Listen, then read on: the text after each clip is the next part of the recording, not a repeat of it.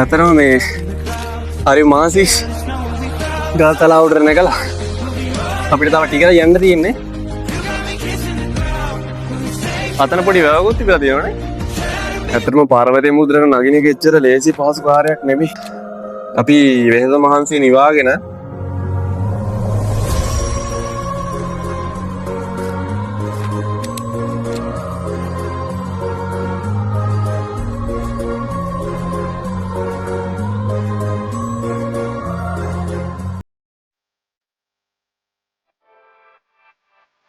සුබ දවසක් හැමෝටම.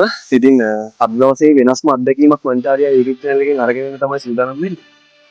වැඩි කතාවක් නැහැ. අපි ගිහින් බලමු මොකද වෙන්නේ. එන්න මාත් එක්ක.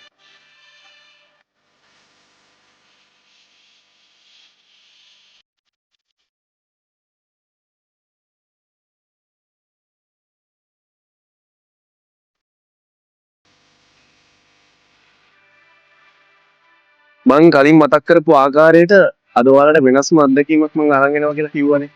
ඉතින් මම අද ඇවිල්ලා ඉන්නේ සුරනෑගල දිස්ත්‍රික්කයේ වාරිය ප්‍රදේශයේ තියෙන මේ වැල්ලෑගල පන්සල කියලා ප්‍රසිද්ධ කබල්ලෑලෙන පුරාණ රජමහා විහාරයේ පිහිටි පර්වතයේ තියෙන ස්ථානය තමයි දැන් මේ රැඳී සිටින්නේ.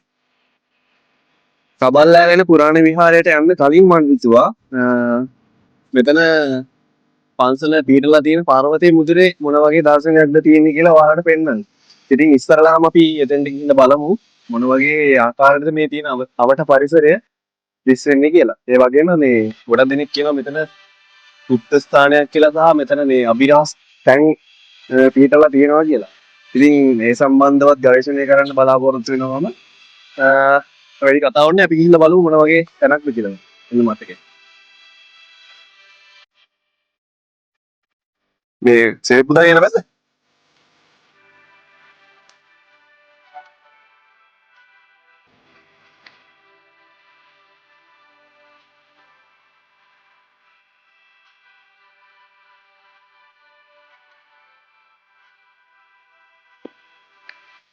අපි දැන් මේ පර්වතයේ මුදුනට නගින ගමන් තමයි ඉන්නේ. දැන් පටන් ගත්ත විතරයි. අපි ගිහින් බලමු මොකද වෙන්නේ කියලා.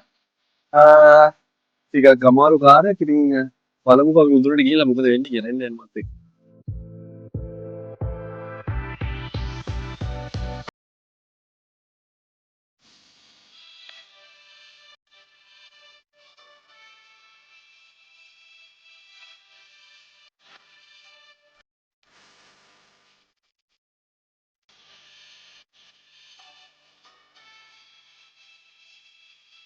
ඇතරම මේ හරි මාසිස් ගල් තලාවුඩර නැකලා අපිට තව ටිකක් යන්න තියෙන්නේ. මේ වෙලාවේ මේ ගල් තලාව රත් වෙලා තියෙන ඉඳන් කකුල් දෙක තාම පොඩ්ඩක් අමාරු. ටිකක් නැතුණා මේ වගේ ගල් තලාවක නගිනකොට මේ අපිට කෙලින් නගින්න බැරි හින්දා ෆික්ස් එක ක්‍රමයට තමයි නගින්න ඕනේ. පොඩි විවේකයක් ගන්න ඕනේ මේ වෙලාවේ. අරගෙන ඉලා මේ තව ටිකකින් උඩට යනවා.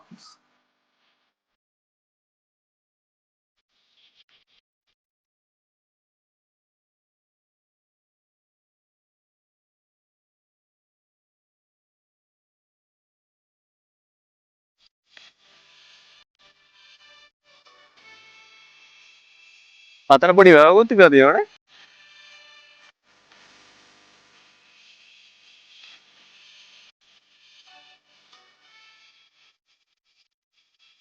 මේ පැත්තේ ඉන්න උග දෙනෙක් කියන්නේ මේ පර්වතයේ හැඩය මේ ඇටකගේ ස්වරූපය ගන්නවා කියලා. අපි මේ පාරේ යන ගමන් වලට පෙන්නන්නම් මේකේ සම්පූර්ණ ගලේ පිහිටීම ඇත්තටම ඇටකගේ ස්වරූපය තමයි ගන්නෙ. අපි දැන් මේ උඩට නගින ගමන් ඉන්නේ මේ පොඩි බෑග් එකක් තෝරගත්තා මේ වතුර බෝතලයක් එහෙම දාගෙන යන්න. මොකද උඩට යනකොට අපිට වතුර තියෙදි කියලා අපිට හිතා ගන්න අමාරුයි. ඇත්තටම මේ විවාහ කාලෙකින්ද පොඩ්ඩක් අමාරුයි පර්වතයෙන් නැගිනේ. මේ අපි පොඩ්ඩක් මග නතර වුණා මේ පොඩි ගහක් තිබ්බ එතන දෙවන තියෙන තැනක නතර වුණා. ඔයාලට බලන්න පුළුවන් අර පැත්තට. කඳු පෙළියක් තියෙනවා. නිල්ම නිල් පාට ලස්සන හැට. ලස්සන කඳු පන්තියක් තියෙනවා. ඒ වගේම බලන්න මේ ඈතින් පේනවා තව වැව් කිහිපයක් තියෙනවා.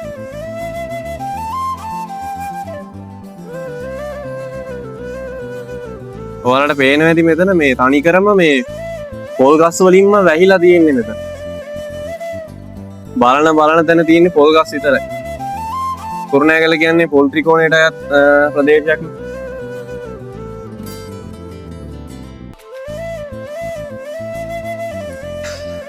අපි වෙහෙස මහන්සිය නිවාගෙන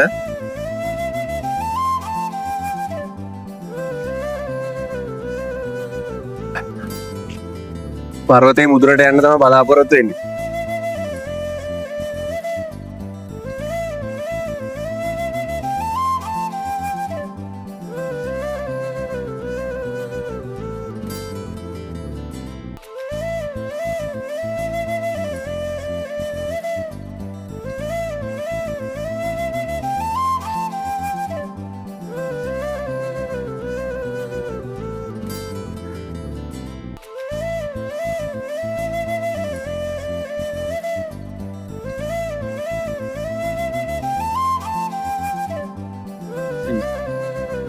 අපි දැන් මේ පර්වතයේ භාගයක් නැකලා තමයි ඉන්නේ.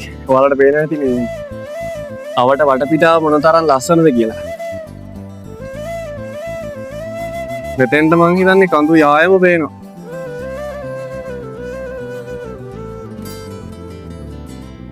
අතුගල පේන්නේ නැද්ද?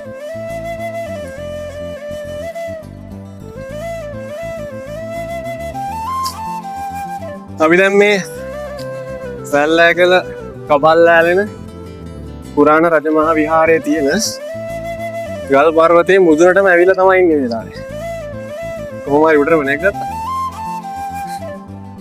ඇත්තට මෙතන view එක නම් කියන්න වටිනවා. මාර ලස්සනයි.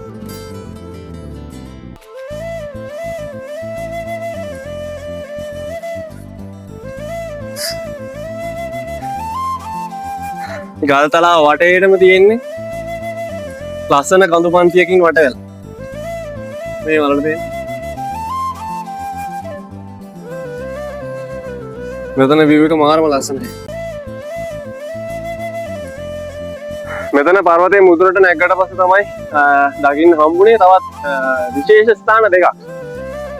ඒක තමයි මේ මෙතෙන්ට වෙනවා කුරුණෑගල අතුගල. ඒ වගේම මේ ජග්දේශාගල. පාඩම පෙන්වන්න ඉන්න. අපි කොහොම හරි මේ පර්වතයේ මුදුනටම ආවා. අපි මෙතෙන්ට ආවට පස්සේ පේනවා මේ පර්වතයේ වටේටම පිටලා තියෙන මේ ලස්සන කඳුපන්තිය. බලන්න බලන්න වටේම තියෙන නිල්ම නිල් පාටට පේනවා. බලන්න හරිම ලස්සනයි.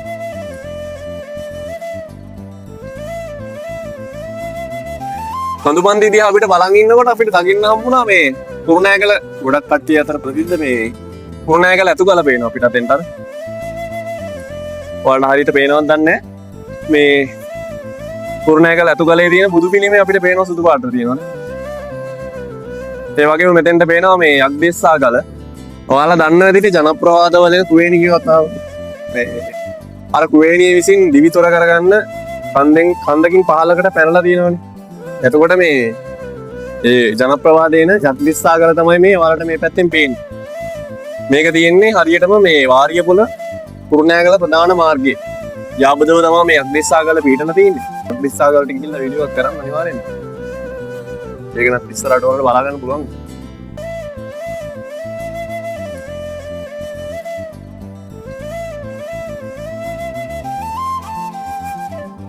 ඔයාලට බලා ගන්න පුළුවන්. මම ටිකක් ලං කරලා පෙන්නන්න.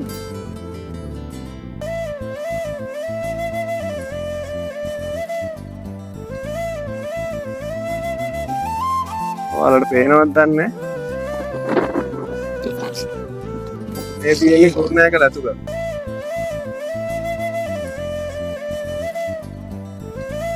අර සුදු පාට බුදු පිළිම තියෙන්නේ.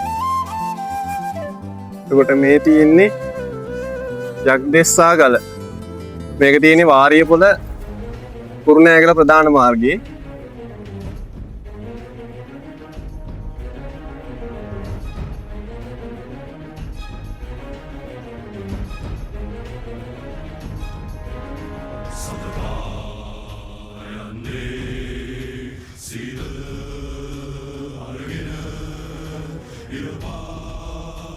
අතර මේ පර්වතයේ මුදුනේ ඔයාලට මේ පිටිපස්සෙන් පේනවනේ මේ ගස් වලින් වැහිලා තියෙනවා. මේ ස්ථානයේ කලින් තිබිලා තියෙන චෛත්‍යයක් ඇත්තටම. මේ නිදංවරුන් විසින් මේක මේ මෙතන තිබ්බ නිදන් වස්තු සොරාගෙන ගිහිල්ලා විනාශ කරලා තියෙනවා මෙතන චෛත්‍යය. ඔයාලට පේන්නේ මේ තියෙන මේ චෛත්‍යය බැඳලා තිබ්බ ගඩොල්.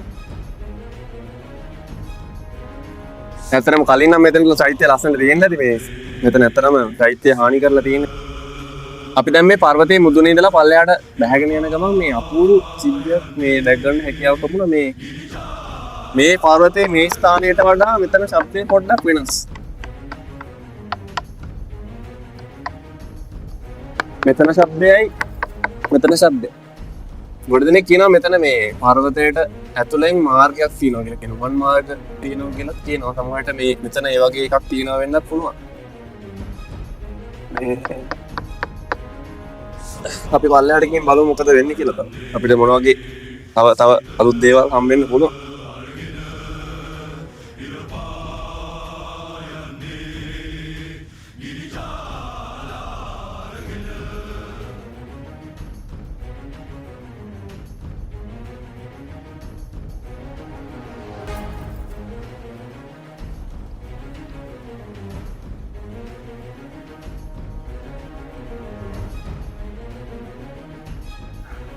ඇත්තටම කවුරුත් හිතන්නේ නැහැ මේ පර්වතයක් මුදලක පොකුණක් තියෙයි කියලා. බලන්නකො ලස්සන නිර්මාණය නෙමෙයි මම හිතන්නේ ඕලු නේද? පොඩි පොකුණක් තියෙනවා. වතුරත් හරිම පැහැදිලි.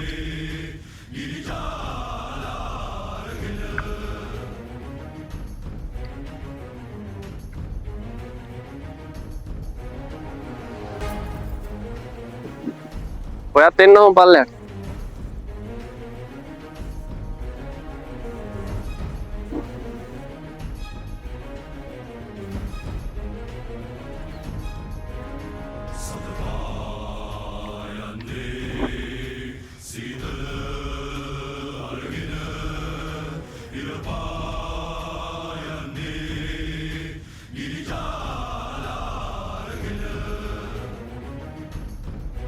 ඇත්තටම මේ ඉන්නේ අපි දැන් මේ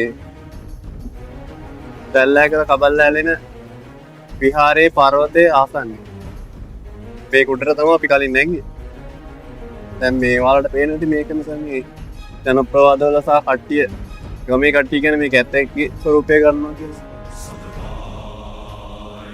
මේ තියෙන්නේ අපි කලින් නැග්ග පර්වතේ. මේ කුටර තමයි අපි කලින් නැග්ගේ.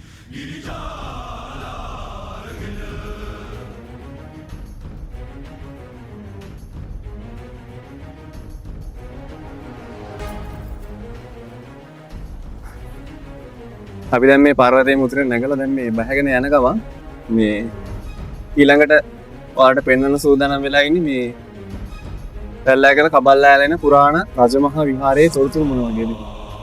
අපි පල්ලෙහාට බැහැලා පන්සලට ගිහිල්ලා බලමු. මේ ඇත්තටම පුරාවිද්‍යාත්මක අතින් ඊටාම වටින ස්ථානයක් කබල්ලෑලෙන පුරාණ රජමහා විහාරය. ඇත්තටම මේ බලගම්බා රජ සමයේ තමයි මේක නිර්මාණය කරලා තියෙනවා කියලා ඉතිහාස කතාවල තියෙනවා. තවත් ඉතිහාස කතා ගොඩක් තියෙනවා මේ කබල්ලෑලෙන විහාරයේ. අපි එතෙන්ට ගිහින්ම කතා කරමු.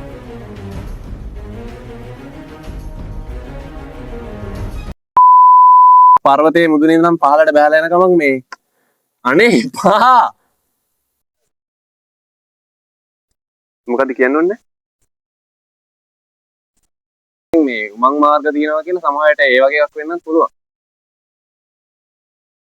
අයියනේ තියෙන ස්ථානයක. දර්දුනා.